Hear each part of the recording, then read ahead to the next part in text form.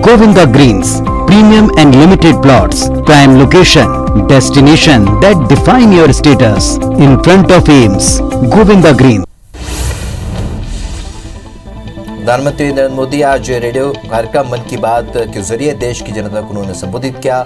इस बार उन्होंने आजादी का अमृत महोत्सव कार्यक्रम का भी जिक्र किया। पीएम मोदी ने कहा, सत्ता नहीं सेवा में रहना चाहता हूं, मैं सिर्फ जनता का सेवक हूं। उन्होंने कहा कि पंचायत से लेकर संसद तक आजादी का अमृत महोत्सव मनाया जा रहा है। मन की बात कार्यक्रम में पीएम मोदी ने कहा कि हमारे आसपास जो भी प्राकृतिक संसाधन है हम उन्हें बचाएं, उन्हें फिर से उनका असली रूप लौटाएं, इसी में हम सबका दिल हित है। पीएम मोदी ने आगे कहा कि देश आज़ादी का अमृत महोत्सव मना रहा है। आज़ादी का अमृत महोत्सव सीखने के साथ ही यह हमें देश के लिए कुछ करने की प्रेरणा भी देता है। आरएसएस प्रमुख मोहन भागवत ने कहा कि हिंदू के बिना भारत नहीं और भारत के बिना हिंदू नहीं। उन्होंने ग्वालियर में एक कार्यक्रम के दौरान कहा कि भारत टूटा, पाकिस्तान हुआ क्योंकि हम इस भाव को भूल गए कि हम हिंदू हैं। वहाँ के मुसलमान भी भूल गए। खुद को हिंदू मानने वालों की पहले ताकत कम हुई, फिर संख्या कम हुई, इसलिए पाकिस्तान भारत नहीं रहा।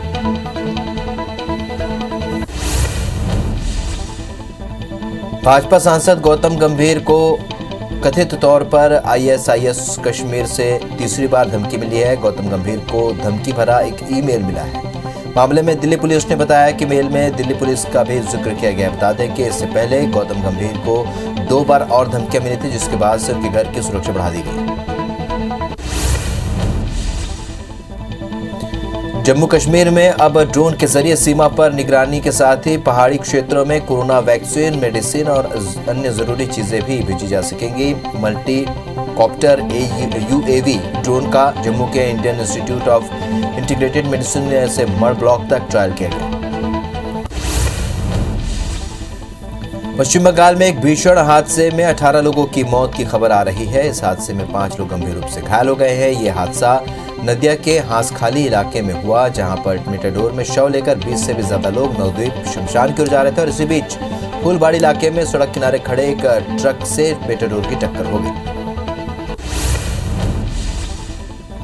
आंध्र प्रदेश के पलासा स्टेशन पर तेज रफ्तार ट्रेन ने एम्बुलेंस को टक्कर मार दी। हादसा उस समय हुआ जब विशाखापट्टनम से भुवनेश्वर जा रही इंटरसिटी एक्सप्रेस प्लेटफॉर्म पर आ गई और इस बात का ड्राइवर ने ध्यान नहीं दिया। इसके बाद ट्रेन की एम्बुलेंस से टक्कर हो गई। हालांकि हादसे में कोई जनहानि नहीं हुई। ओडिशा की 45 साल की आदिवासी महिला और आशा वर्कर मातीलता कुल्लू को फोर्ब्स ने दुनिया की सबसे ताकतवर महिलाओं की सूची में शामिल किया है। कुल्लू ने सुंदरगढ़ जिले के बड़ा गांव तहसील के गरगड़ बहल गांव में काला जादू जैसे सामाजिक अभिशाप को जड़ से खत्म कर दिया। वो पिछले 15 साल से बतौर आशा वर्कर काम कर रही है। राजधानी दिल्ली में हवा की गुणवत्ता अभी भी गंभीर श्रेणी में बनी हुई है। प्रदूषण को नियंत्रित करने के लिए सरकार जितने भी कदम उठा रही है उससे कोई सुधार नहीं आ रहा है। बता दें कि दिल्ली में प्रदूषण को देखते हुए 3 दिसंबर तक के लिए पेट्रोल डीजल वाले कमर्शियल वाहनों में एंट्री पर बैन लगा दी गई। तमिलनाडु के रामेश्वरम में भारी बारिश हो रही है, जिसे देखते हुए राज्य के तटीय जिलों में रेड अलर्ट जारी कर दिया गया है। आईएमडी का कहना है कि 29 नवंबर के आसपास दक्षिण अंडमान सागर के ऊपर एक निम्न दबाव का क्षेत्र बनने की संभावना है, जिसके कारण बारिश हो रही है। रिहायशी इलाकों में पानी भर जाने से पानी की पंपिंग की जा रही है। कोरोना के नए वेरिएंट मिलने के बाद पूरी दुनिया के साथ साथ भारत में भी हलचल है और महाराष्ट्र के मुख्यमंत्री उद्धव ठाकरे ने आज शाम 5:30 बजे बैठक बुलाई है। महाराष्ट्र सरकार ने कोरोना पर जो टास्क फोर्स बनाई है उसने दक्षिण अफ्रीका से आने वाले यात्रियों को 14 दिनों के लिए क्वारंटाइन करने की सलाह दी।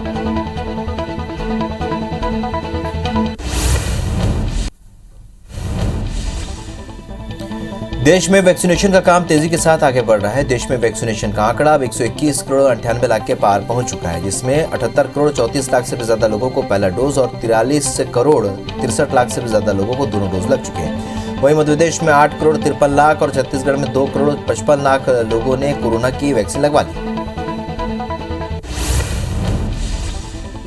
स्वास्थ्य मंत्रालय के अनुसार देश में पिछले 24 घंटे में कोरोना के 8,774 नए मामले सामने आए हैं। इस दौरान 9,481 लोग ठीक होकर डिस्चार्ज हुए।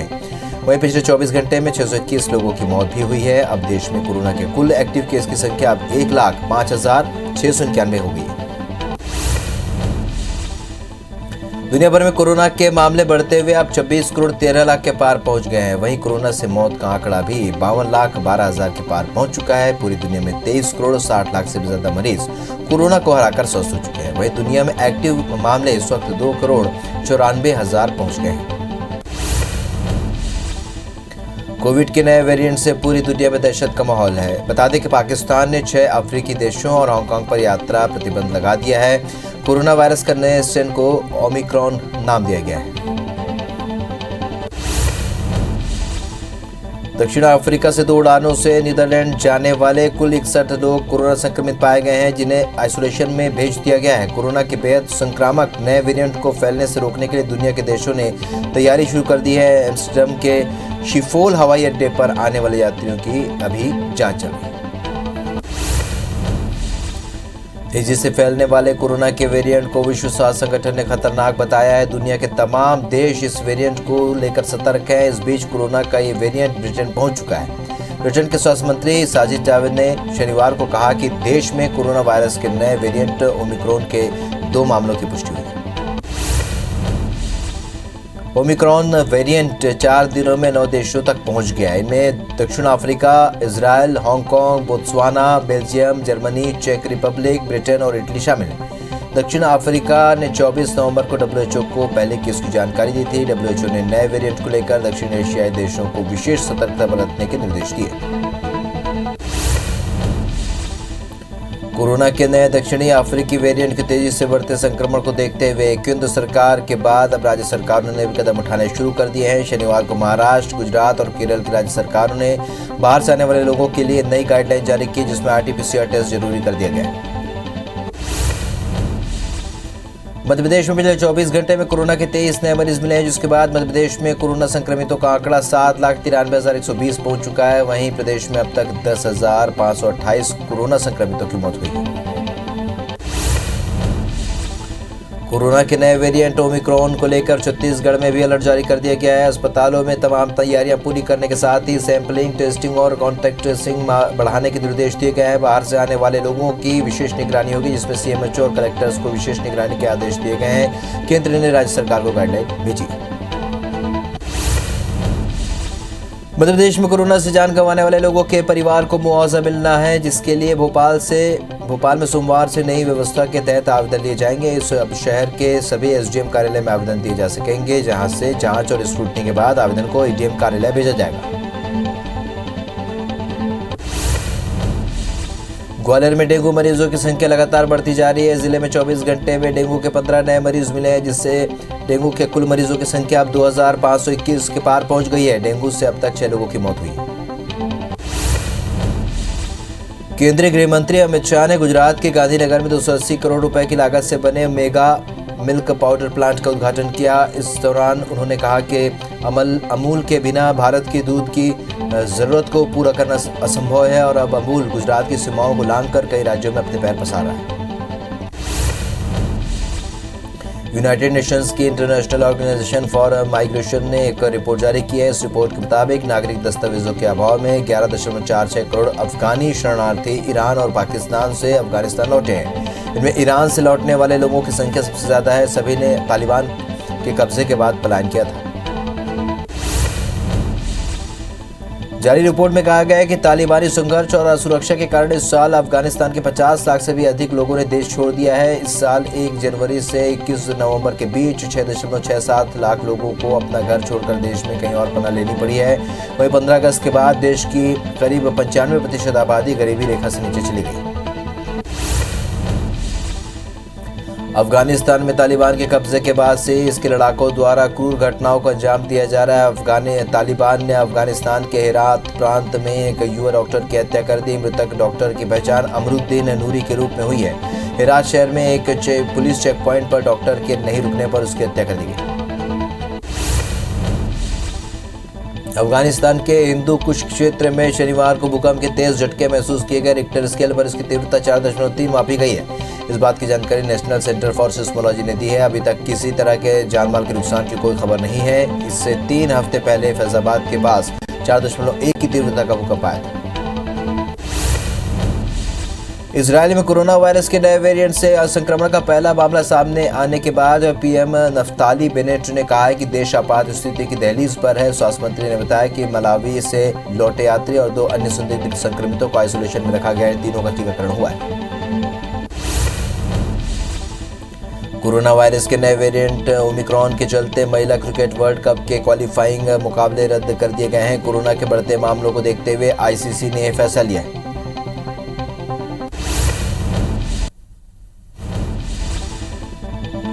कांग्रेस प्रदेश प्रभारी सचिव चंदन यादव 3 दिवसीय दौरे पर छत्तीसगढ़ आ रहे हैं। वे आज शाम को दिल्ली से रायपुर पहुंचेंगे। चंदन यादव प्रदेश चुनाव समिति की बैठक में शामिल होंगे, जहां पर निकाय चुनाव को लेकर बैठक होगी। इसके पहले वे आज नेताओं से चर्चा करेंगे। इसके बाद 29 नवंबर को कोंडागांव पदयात्रा में शामिल होंगे। बालोद के एड़कापार गांव में मूलभूत समस्याओं को लेकर IPS 24 की खबर दिखाए जाने के बाद जिला प्रशासन ने गांव की सुध ली। कलेक्टर प्रशासनिक अमले के साथ गांव पहुंचे, पेड़ के नीचे चौपाल लगाकर लोगों की समस्याएं सुनी, समस्याओं के जल्द निराकरण का आश्वासन दिया और जरूरी दिशा निर्देश भी दिए।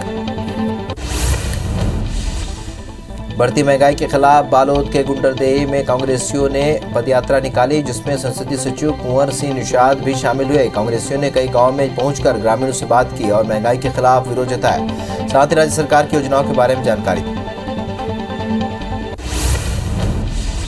टीकमगढ़ के जतारा ब्लॉक के ग्राम पंचायत मेहंदवारा में अवैध रेत माफियाओं के खिलाफ प्रशासन ने बड़ी कार्रवाई की है। अवैध रेत खनन की सूचना पर एसडीएम एसडीओपी योगेंद्र ने पुलिस बल के साथ मौके पर पहुंचकर करीब 500 ट्रॉली अवैध रेत का भंडारण जब्त किया। साथ ही मौके से एक LNT मशीन और JCB मशीन भी बरामद की है। 3 लोगों पर मामला दर्ज किया गया। मध्य प्रदेश सीमा से सटे गौरेला इलाके में धान की खपत को रोकने के लिए प्रशासन की टीम ताबड़तोड़ कार्रवाई कर रही है और इसी के साथ गौरेला SDM की टीम ने गौरेला के 3 अलग अलग जगहों पर कार्रवाई करते हुए 1700 बोरी धान जब्त किया है। पहली कार्रवाई अंजनी में हुई, आज जबकि दूसरी और तीसरी कार्रवाई फुलरी और बनझोखरा गांव में हुई। जबलपुर जिले के मझौली तहसील में देर रात एक ट्रक में लोड करीब 1200 बोरी धान आंध्र प्रदेश से आने की जानकारी मिली थी। सूचना मिलते मौके पर पहुंची राजस्व विभाग और पुलिस की टीम ने 540 बोरी धान सहित ट्रक को अपने कब्जे में ले लिया है। फिलहाल पुलिस ने मामला दर्ज कर कार्रवाई शुरू कर दी। रायपुर के रिंग रोड में तेज रफ्तार कार ने 3 स्कूटी सवारों को टक्कर मार दी। हादसे में एक युवती की मौत मौके पर ही हो गई, जबकि 5 अन्य लोग घायल हुए हैं। बताया जा रहा है कि निजी होटल में आयोजित कार्यक्रम से युवतियां लौट रही थी और तभी हादसा हुआ। वहीं तेलीवादा पुलिस ने कार चालक के खिलाफ केस दर्ज कर उसे गिरफ्तार कर लिया। भोपाल में एक ही परिवार के 5 सदस्यों के जहर खाने के मामले में अब तक 4 लोगों की मौत हो चुकी है और इलाज के दौरान परिवार के मुखिया संजीव जोशी ने भी दम तोड़ दिया। बता दें कि पहले ही बुजुर्ग महिला और 2 बेटियों की मौत हो चुकी है। मामले में पिपलानी पुलिस ने अब तक 4 महिलाओं को गिरफ्तार किया। दमोह के धगड़ चौराहे पर देर रात एक युवक चोरी करने के लिए मकान में घुस गया और चोर पर स्थानीय लोगों की नजर पड़ी और उन्होंने चोर को पकड़ लिया। घटना की सूचना स्थानीय लोगों ने कोतवाली पुलिस को दी। मौके पर पहुंची कोतवाली पुलिस ने आरोपी को पकड़कर मामले की जांच शुरू कर दी।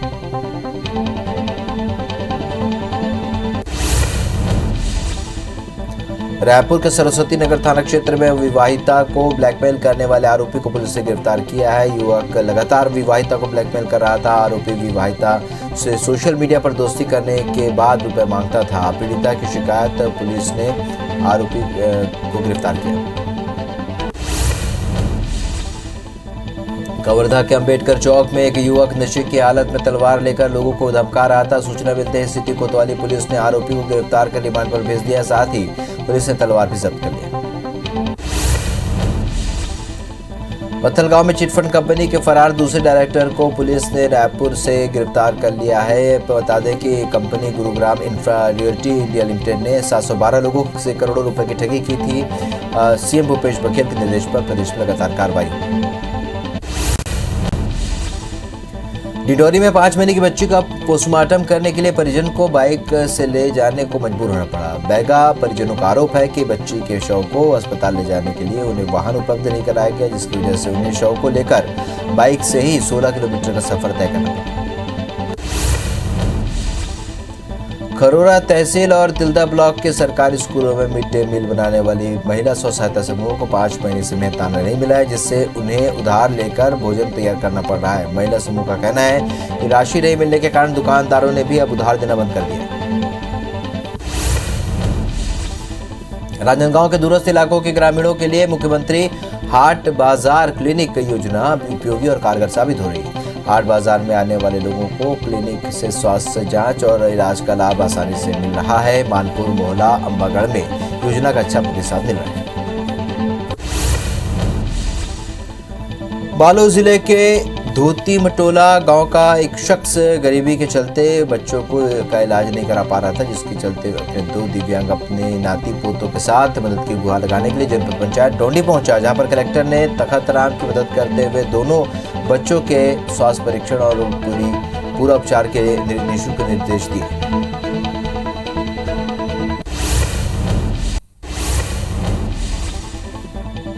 केंद्र सरकार 3 कृषि कानूनों की वापसी के लिए सोमवार को लोकसभा में एक नया बिल पेश करेगी। इससे पहले आज सुबह 11:30 बजे सर्वदलीय बैठक बुलाई गई। पिछले 1 साल से किसानों के आंदोलन की वजह से इन कानूनों को शीत सत्र के पहले ही दिन पेश करने की तैयारी कर ली गई। लोकसभा की वेबसाइट पर अपलोड की गई कार्यसूची में इस बिल का जिक्र किया गया। प्रधानमंत्री नरेंद्र मोदी आज रेडियो पर मन की बात कार्यक्रम के माध्यम से देशवासियों को संबोधित करेंगे। पीएम मोदी आज सुबह 11 बजे रेडियो पर मन की बात करेंगे। पीएम मोदी कोरोना के हालात, वैक्सीनेशन और नए वेरिएंट को लेकर सावधानी बरतने को लेकर चर्चा कर सकते हैं।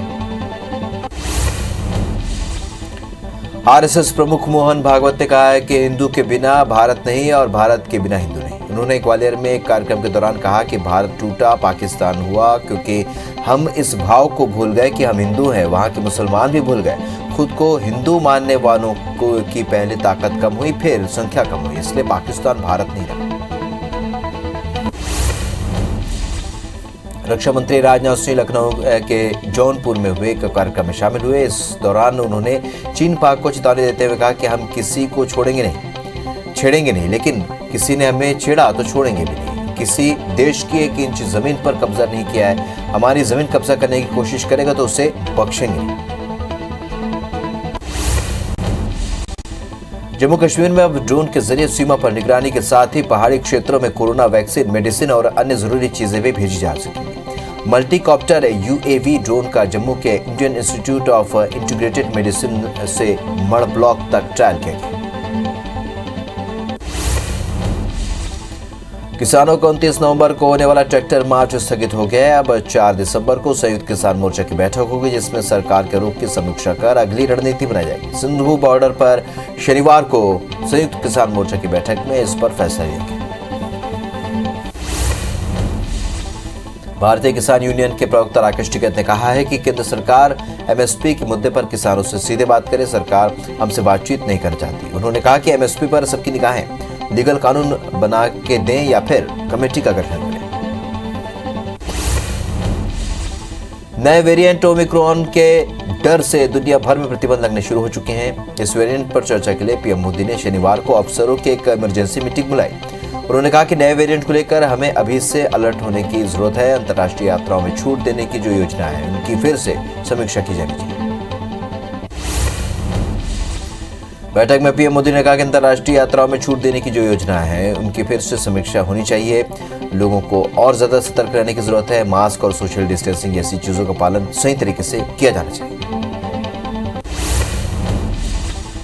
कांग्रेस के पूर्व अध्यक्ष राहुल गांधी ने कोरोना के नए वेरिएंट को गंभीर खतरा बताते हुए कहा कि अब केंद्र सरकार को सभी देशवासियों का कोविड टीकाकरण करने के प्रति गंभीर हो जाना चाहिए। उन्होंने ट्विटर पर एक चार्ट शेयर करते हुए कहा कि अब तक देश में सिर्फ 31.19% आबादी को ही कोरोना वैक्सीन की दोनों डोज लगी है। नकदी संकट से जूझ रहे पाकिस्तान को सऊदी अरब से जल्द ही $3 अरब का कर्ज मिलेगा और इस बीच प्रधानमंत्री इमरान खान की अगुवाई में मंत्रिमंडल ने इस राशि को देश के केंद्रीय बैंक में रखने की सहमति दी है। जियो न्यूज़ की रिपोर्ट के मुताबिक सऊदी अरब सरकार ने स्टेट ऑफ पाकिस्तान में $3 अरब का भंडार रखने का वादा किया था।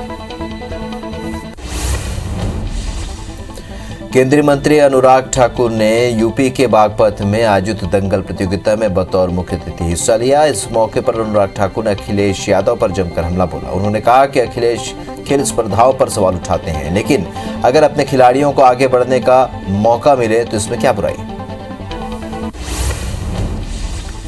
दिल्ली की एक अदालत ने एयरसेल मैक्सिस मामले में पूर्व केंद्रीय मंत्री पी चिदम्बरम, उनके बेटे कीर्ति चिदम्बरम और अन्य को समन जारी किया है। कोर्ट ने मामले में ईडी और सीबीआई की ओर से दायर आरोप पत्र पर संज्ञान लिया। बंगलुरु से पटना जा रही गो एयर की एक फ्लाइट को तकनीकी समस्या आने की वजह से इमरजेंसी लैंडिंग करानी पड़ी। विमान को नागपुर में पायलट ने सुरक्षित लैंड कराया। इस विमान में क्रू मेंबर समेत 139 यात्री सवार थे, सभी सुरक्षित हैं। देश के सबसे गरीब 3 राज्यों में झारखंड भी शामिल है। राज्य के करीब 42.16% आबादी गरीबी में जीवन जी रही है। वहीं बिहार इस मामले में झारखंड से भी नीचे है। हाल ही में नीति आयोग ने बहुआयामी गरीबी सूचकांक जारी किया है, जिसके मुताबिक यूपी, बिहार और झारखंड देश के टॉप 3 गरीब राज्यों में शामिल है। छत्तीसगढ़ के मुख्यमंत्री भूपेश बघेल को महात्मा फुले समता पुरस्कार से सम्मानित किया जाएगा। आज समता भूमि महात्मा फुले स्मारक पुणे में पुरस्कार का वितरण होगा। अखिल भारतीय महात्मा फुले समता परिषद की ओर से महात्मा फुले पुण्यतिथि के दिन मुख्यमंत्री भूपेश बघेल को यह पुरस्कार मिल रहा है। मध्य प्रदेश के गृह मंत्री डॉक्टर नरोत्तम मिश्रा 2 दिवसीय दौरे पर दतिया पहुंचे, जहां पर उन्होंने कार्यकर्ताओं सहित आमजन से मुलाकात की और उनकी समस्याएं भी सुनी। साथ ही समस्याओं को निराकरण करने के लिए संबंधित अधिकारियों को निर्देश दिए। आरएसएस मध्य प्रांत के स्वर साधक सम्मेलन में शामिल होने के लिए संघ प्रमुख मोहन भागवत शनिवार को ग्वालियर पहुंचे, जहां उन्होंने सरस्वती शिशु मंदिर केदारपुर में लगाई गई वाद्य यंत्रों और पेंटिंग की प्रदर्शनी देखी और इस दौरान उन्होंने राजा मान सिंह विश्वविद्यालय के कला के छात्रों के साथ बातचीत की। नीति आयोग ने देश का पहला बहुआयामी गरीबी सूचकांक रिपोर्ट जारी किया है। एमपीआई के मुताबिक बिहार देश का सबसे ज्यादा गरीब राज्य है, जहां पर 51.91% लोग गरीबी की श्रेणी में आते हैं। वहीं मध्य प्रदेश में 36.65% आबादी गरीब है, तो वहीं केरल में सबसे कम गरीबी। चंबल के बीएड़ो में बनने वाले अटल प्रोग्रेस वे के लिए जमीन मिलने का रास्ता लगभग साफ हो चुका है। राजस्व और वन विभाग अपनी अपनी जमीन इस मेगा हाईवे के लिए हस्तांतरित कर रहा है। 90% से भी ज्यादा किसान भी जमीन देने की सहमति दे चुके हैं, लेकिन अभी भी मुरैना जिले में 10 गांव के किसान इस पर राजी नहीं। महासमुंद से लगे नेशनल हाईवे नंबर 353 के किनारे पर्यावरण संरक्षण और पौधारोपण के प्रति आम लोगों को जागरूक करने के उद्देश्य से वन महोत्सव की शुरुआत की गई थी, लेकिन ये शुरुआत खानापूर्ति और कागजों में सिमट कर रह गई। 4 महीने में सिर्फ 24 पौधे रोपे गए हैं, जबकि 2400 पौधे रोपे जाने थे। बिलासपुर हाईकोर्ट ने अधिग्रहित जमीन के बदले 70 महिलाओं को नौकरी देने के आदेश पर आगामी आदेश तक रोक लगा दिया है। बता दें कि छत्तीसगढ़ राज्य महिला आयोग ने 70 महिलाओं को एनएमडीसी में नौकरी देने का आदेश दिया था, जिस पर रोक लगा दी गई। जांजगीर चांपा के जिला रोजगार कार्यालय में युवाओं को पीएससी परीक्षा की तैयारी कराई जा रही है। इस दौरान जिले भर से सैकड़ों की संख्या में युवा शामिल हो रहे हैं और उन्हें रोजगार कार्यालय की इस पहल से व्यापक लाभ मिल रहा है। करोरा तहसील और तिल्दा ब्लॉक के सरकारी स्कूल में मिड डे मील बनाने वाली महिला समूहों को 5 महीने से मेहनताना नहीं मिला है, जिससे उन्हें उधार लेकर भोजन तैयार करना पड़ रहा है। महिला समूह का कहना है कि राशि नहीं मिलने के कारण दुकानदारों ने भी उधार देना बंद कर दिया है। धमतरी की नगरीय सेवाओं में एक बार फिर नक्सली बैनर मिला है, जिससे इलाके में दहशत का माहौल है। बैनर की सूचना मिलते ही पुलिस मौके पर पहुंची और पुलिस ने बैनर जब्त कर इलाके में सर्चिंग बढ़ा दी। बैकुंठपुर के खलिहान में रखे पैरा में अचानक आग लग गई। सूचना मिलते ही मौके पर पहुंची नगर सेना की रेस्क्यू टीम ने आग पर काबू पाया। आग लगने से खलिहान में रखा पैरा जलकर खाक हो गया। जबलपुर के बरगी थाना क्षेत्र में एक लोडिंग ऑटो में चलते चलते आग लग गई। ऑटो चालक चला रहे ड्राइवर ने किसी प्रकार कूदकर अपनी जान बचा ली। वहीं मौके पर पहुंची फायर ब्रिगेड की टीम ने आग पर काबू पाया, लेकिन तब तक ऑटो पूरी तरीके से जलकर खाक हो चुकी थी। बांधवगढ़ टाइगर रिजर्व में आपसी लड़ाई में घायल बाघिन का रेस्क्यू किया गया। पार्क प्रबंधन ने ट्रैंक्विलाइज घायल बाघिन का सफल ऑपरेशन कराया और इलाज के बाद प्रबंधन ने बाघिन को बहिरहा इनक्लोजर में शिफ्ट कर दिया। दरअसल बाघिन बाघों की आपसी लड़ाई में बीते दिनों घायल हो गई। महासमुंद के बागबहरा ब्लॉक में भालू का शिकार करने का मामला सामने आया। 4 लोगों ने भालू के शिकार के लिए तार लगाकर उसमें करंट प्रवाहित कर दिया और शिकार के बाद आरोपी भालू के अंगों को काट कर ले गए। मामले में सभी आरोपियों को गिरफ्तार कर ले गए। हटा सिविल अस्पताल में देर रात एक जहरीला सांप घुस गया और ननफानन में अस्पताल प्रबंधन ने सर्प विशेषज्ञ को मौके पर बुलाया और घंटों की मशक्कत के बाद काले विशालकाय सांप का रेस्क्यू किया गया। सांप पकड़े जाने के बाद मरीजों और अस्पताल प्रबंधन ने राहत की सांस ली।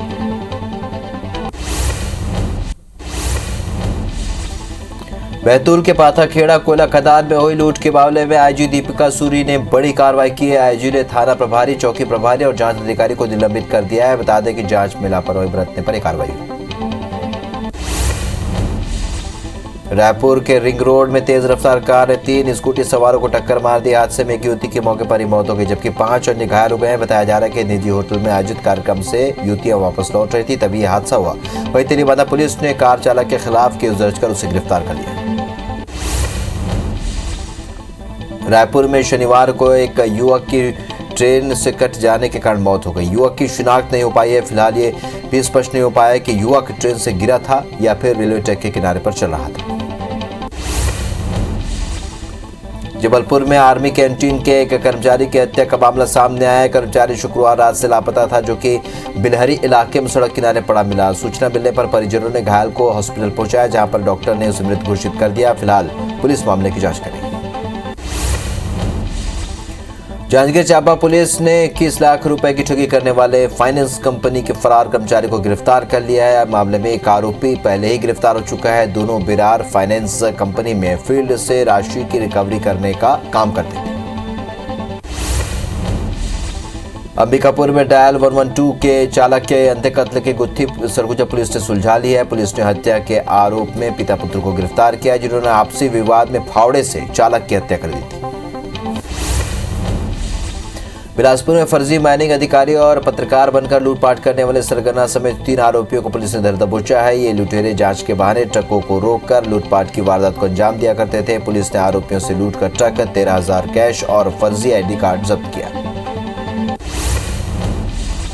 भाटापारा जिले में 2.5 लाख रुपए के 35 पाइप की चोरी का मामला सामने आया है। नगर पालिका ने शहर के रावण भाटा मैदान में पाइप रखवाए थे, जिसे बदमाशों ने चुरा लिया। मामले में भाटापारा पुलिस ने 5 आरोपियों को गिरफ्तार किया है। वहीं एक अन्य आरोपी भाजपा पार्षद प्रतिनिधि अभी पुलिस की गिरफ्त से बाहर है।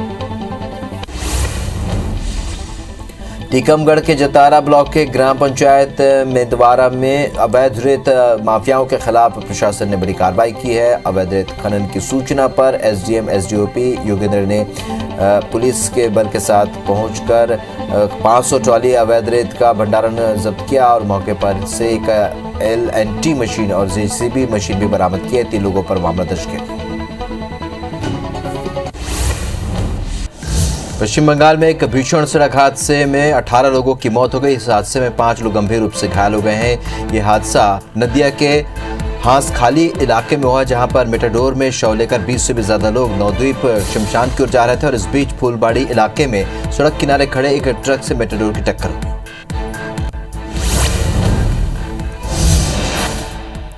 राजधानी दिल्ली में हवा की गुणवत्ता अभी भी गंभीर श्रेणी में बनी हुई है। प्रदूषण को नियंत्रित करने के लिए सरकार जितने भी कदम उठा रही है, उससे कोई सुधार नहीं आ रहा। बता दें कि दिल्ली में प्रदूषण को देखते हुए 3 दिसंबर तक पेट्रोल डीजल वाले कमर्शियल वाहनों में एंट्री पर बैन लगा दिया गया है।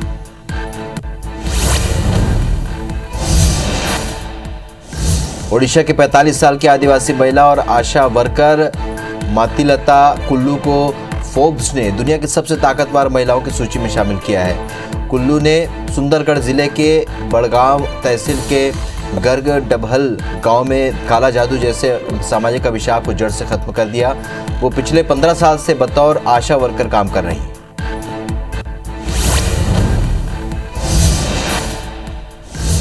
तेजी से फैलने वाले कोरोना के वेरिएंट को विश्व स्वास्थ्य संगठन ने खतरनाक बताया है। दुनिया के तमाम देश इस वेरिएंट को लेकर सतर्क हैं और इस बीच कोरोना का ये वेरिएंट ब्रिटेन पहुंच गया है। ब्रिटेन के स्वास्थ्य मंत्री साजिद जाविद ने शनिवार को कहा कि देश में कोरोना वायरस के नए वेरिएंट ओमिक्रॉन के 2 मामलों की पुष्टि हुई है।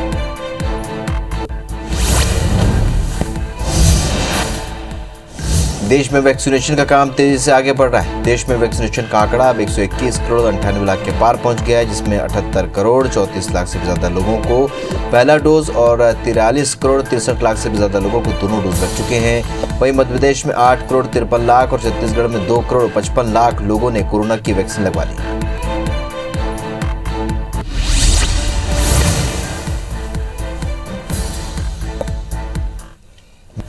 आरएसएस प्रमुख मोहन भागवत ने कहा है कि हिंदू के बिना भारत नहीं और भारत के बिना हिंदू नहीं। उन्होंने ग्वालियर में कार्यक्रम के दौरान कहा कि भारत टूटा, पाकिस्तान हुआ क्योंकि हम इस भाव को भूल गए कि हम हिंदू हैं। वहाँ के मुसलमान भी भूल गए। खुद को हिंदू मानने वालों की पहले ताकत कम हुई, फिर संख्या कम हुई, इसलिए पाकिस्तान भारत नहीं रहा।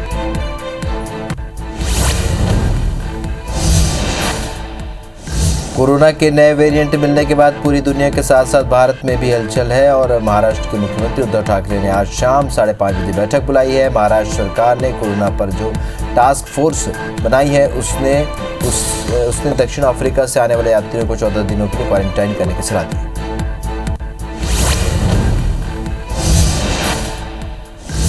पश्चिम बंगाल में एक भीषण सड़क हादसे में 18 लोगों की मौत हो गई। इस हादसे में 5 लोग गंभीर रूप से घायल हो गए। ये हादसा नदिया के हांसखाली इलाके में हुआ, जहां पर मेटाडोर में शव लेकर 20 से भी ज्यादा लोग नवद्वीप शमशान की ओर जा रहे थे और इसी बीच फूलबाड़ी इलाके में सड़क किनारे खड़े एक ट्रक से मेटाडोर की टक्कर हो गई। प्रधानमंत्री नरेंद्र मोदी आज रेडियो के कार्यक्रम मन की बात के जरिए देश को उन्होंने जनता को संबोधित किया और इस बार उन्होंने आज़ादी का अमृत महोत्सव कार्यक्रम का जिक्र भी किया। पीएम मोदी ने कहा कि सत्ता नहीं, सेवा में रहना चाहता हूं, मैं सिर्फ जनता का सेवक हूं। उन्होंने कहा कि पंचायत से लेकर संसद तक आज़ादी का अमृत महोत्सव मनाया जाएगा। भाजपा सांसद गौतम गंभीर को कथित तौर पर आईएसआईएस कश्मीर से तीसरी बार धमकी मिली है। गौतम गंभीर को धमकी भरा एक ईमेल मिला है। मामले में दिल्ली पुलिस ने बताया कि मेल में दिल्ली पुलिस का भी जिक्र किया गया। बता दें कि इससे पहले गौतम गंभीर को 2 बार और धमकी मिली है, जिसके बाद से उनके घर की सुरक्षा बढ़ा दी गई।